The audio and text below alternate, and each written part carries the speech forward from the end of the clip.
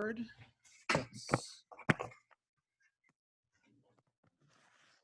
So just to make sure, has everyone here turned in a pre-lab? Has everyone here, I saw the majority, I saw everyone turn in physically a pre-lab. I'll be closing collection at this time. As a reminder, if you have not yet turned in your pre-lab, you will not be allowed to perform the laboratory. So let's get started on the pre-lab lecture for today. So the laboratory that we'll be working on today is the percent water in a hydrate. So we discussed hydrates earlier in lecture, this class session. So your goal in this experiment is you're going to be given a solid. So you're going to be given a solid. And this solid is a hydrate of some form. Okay? Now, a sample hydrate would be like cobalt chloride hexahydrate, COCl2.6H2O. What is this 6H2O telling us? How many water molecules do we have as part of the formula? 6. Now, if we compare cobalt chloride hexahydrate to just cobalt chloride, so this is our hydrate, and this is our anhydrous salt. What would be different about these two compounds? So we definitely will see differences in reactivity. What other differences could we see? Yes, and so what will happen to their mass? They'll be different, right? And would we expect the anhydrous sample to have a smaller mass because we have less water molecules, we have less total atoms that have mass in that formula? Yes. So then, if we start with a given mass of our hydrate,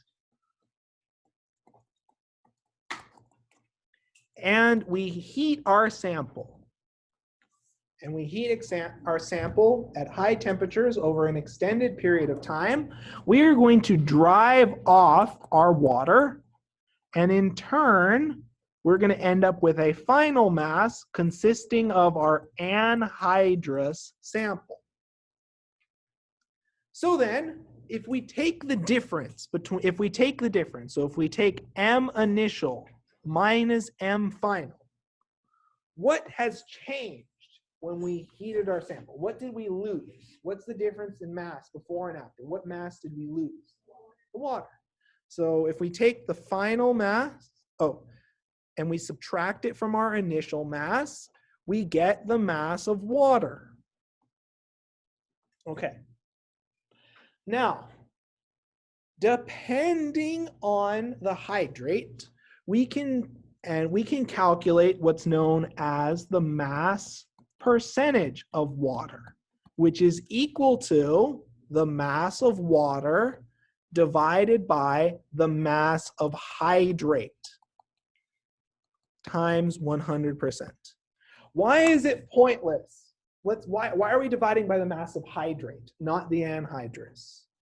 So thinking about this, which of these two compounds has water associated in its chemical formula? The hydrate. So if we want to figure out the mass percentage of water in our hydrate, how much of our hydrate mass is comprised of water, we need to take the mass of water over the mass of hydrate. And this is the goal in today's experiment, to calculate the mass percentage of water in our hydrate. Now, just to showcase the fact that this one number is a lot more information rich than it may appear. From the mass percent, you can also identify your hydrate. We won't be able to take it this far in this experiment, but nonetheless, you still can identify your hydrate by virtue of the mass percent. And to showcase this, for example, if we're looking at lithium hydrogen sulfate tetrahydrate and cobalt chloride hexahydrate, and we compared that to your textbook hydrate, such as copper sulfate pentahydrate, it would not be unfair to say, just as a back of the envelope calculation, would you expect the mass percentages of water to be different in these hydrates? Would we expect the mass of water relative to the overall mass of hydrate to be different in each of these different compounds? Yes, right? Because we have different atoms with different masses, and we have different numbers of water molecules, so we have different masses of water. There are hydrates where the mass percentages are identical, but there are more sophisticated methods to differentiate those. For now, the entire point of our experiment is we're going to take a hydrate, we're going to place it in a crucible, we're going to heat it to drive off the water, we're going to record the mass before and after heating, and from that we can get the mass of water. Everyone clear so far? Finally, we can calculate the mass percentage of water by taking the mass of water over the mass of hydrate. This is your textbook mass percentage. You take the mass of a part over the overall total mass. Okay, now there's one last technique aspect that I need to talk about. So you're going to have your crucible. So I'm going to draw this as your crucible. Okay. Now, if I wanted to weigh out an exact amount of my hydrate, what is the best way to do that? If I'm going to put it in a crucible, what? Yep. So first and foremost, we're going to need to figure out the mass of our crucible. Okay. Then we're going to add a defined amount of our hydrate. Looking at your lab manual, is there a prescribed mass of hydrate that you're going to need to use? And really look, I don't want to see people shoveling in too much or too little. What was that? Yep, so you want less than 3.0 grams. So I'd say around 2 to 3 grams is sufficient. Not too much, not too little. Okay, and then finally, you're going to record the mass of your crucible plus your hydrate.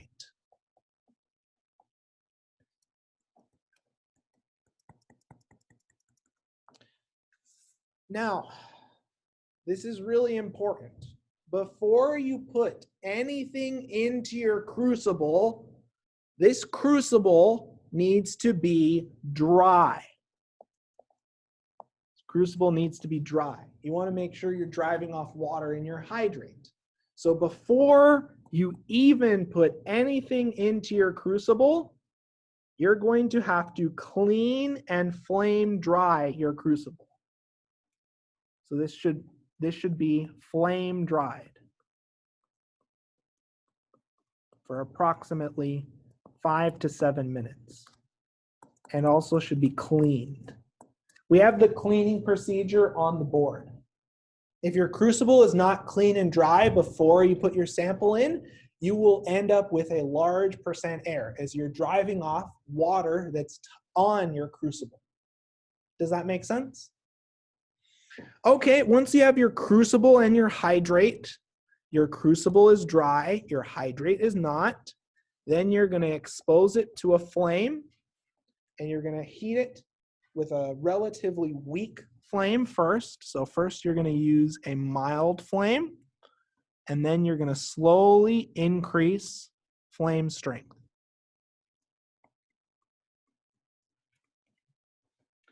You're going to heat it with the cap off.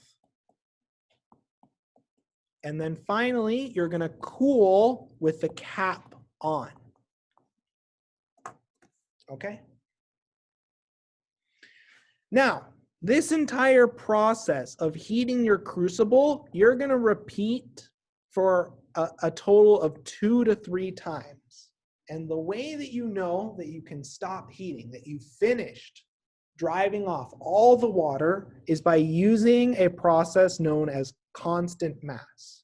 So you're going to heat until the mass after heating is within, what is our criteria for constant mass? What difference in mass? There's a specific difference in mass that we're looking for us to be considered at constant mass. Plus or minus 0.01 grams of the mass after your previous heating.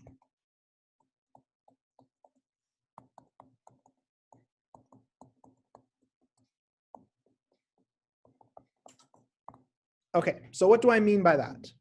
So let me show you a sample progression of constant mass. So let's suppose your mass before heating, I'm going to call this M initial was 15.500 grams. Let's just pretend. So this is before heating. You heat it once. So mass heating 1, your mass drops to 13.200 grams. You heat it again, your mass goes to 13.100 grams. Are we at constant mass according to this criteria? No. So what does that mean? Do I have to heat it another time? Yes.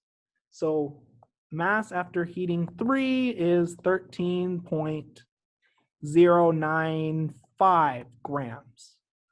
Are we good to go? Are we within 0.01?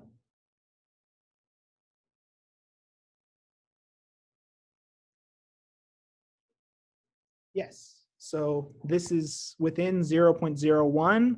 We have heated our sample to constant mass, so we're good to go.